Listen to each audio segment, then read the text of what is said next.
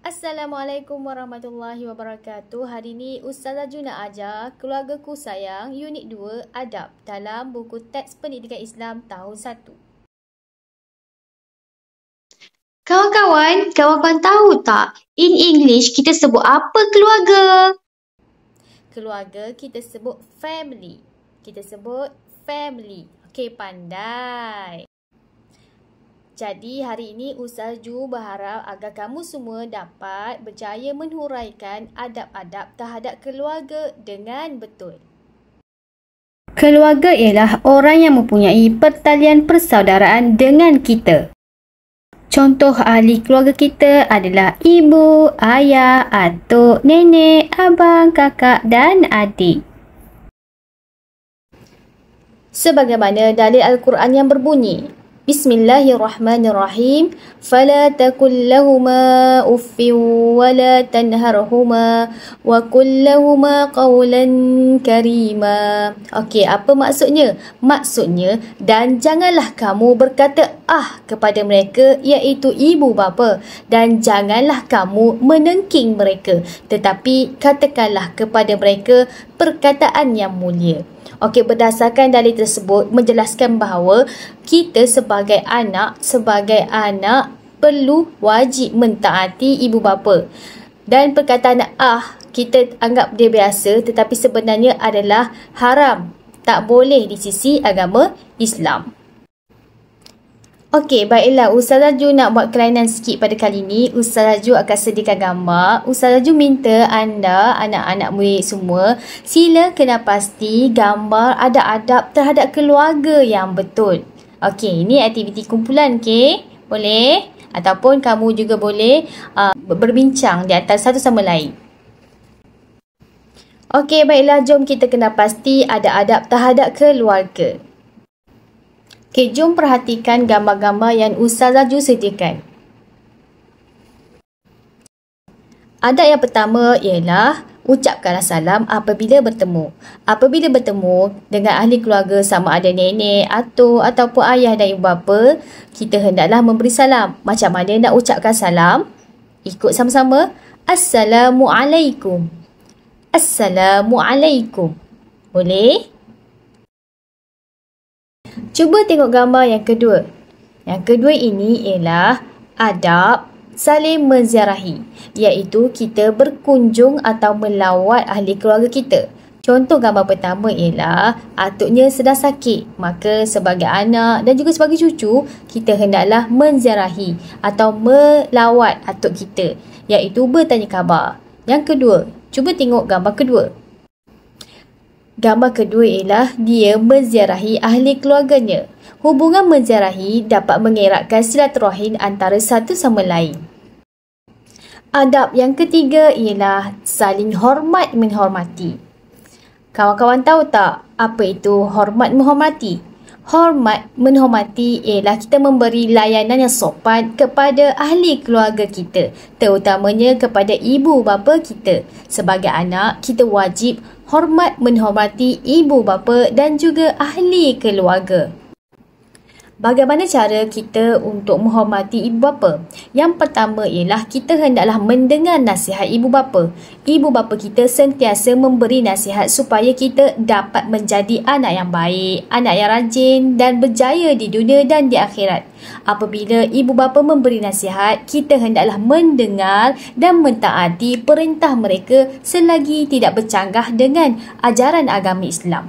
Kawan-kawan tidak boleh membantah ataupun merajuk ataupun marah apabila ibu bapa menasihati kita.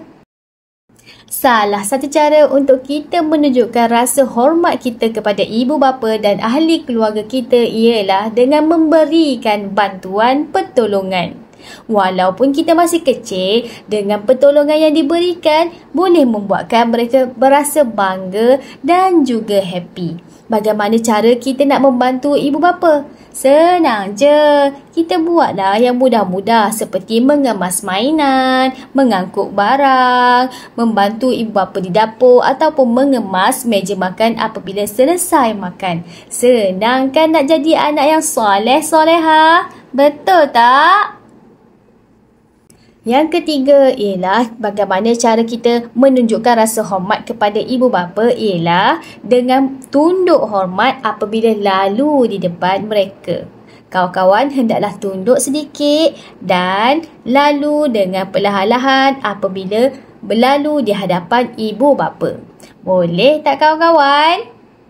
Begitulah cara hormat menghormati yang perlu kita amalkan bersama ahli keluarga terutamanya ibu dan ayah.